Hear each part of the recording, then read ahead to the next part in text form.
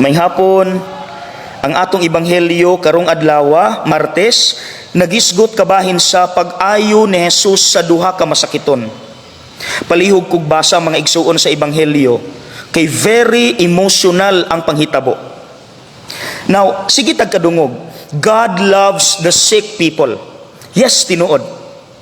Now, kung gusto pagyud mo nga mabati ang intensity sa gugma sa Dios alang sa mga masakiton, let me share with you akong nakatunan gikan sa usa ka Jesuit nga pare, si Father Danny Huang.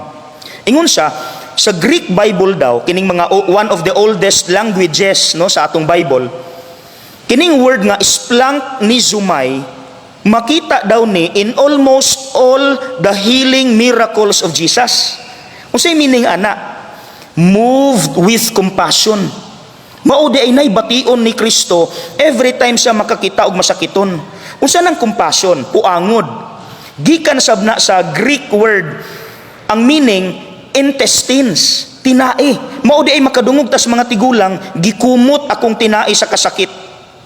Mao di ay nay gibati ni Kristo mga igsuon every time siya makakitag masakiton. He could not help but cry and feel the pain sa nagantos.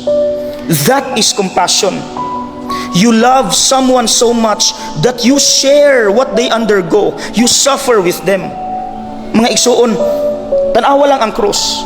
Kung minaog palang unta si Kristo, pwede tang makapasangil niya, Lord, diri rataman ang imong pag-uban sa among pag-antos. Kaysa mga pinakasakit, ni give up ka. Wala siya mi give up. Up to the last breath, nagpabilin siya to tell us God is with us in all our pains. So mga igsuon, walay rason nga mulimit ta sa iyang kaluoy. Please do not put God in a box.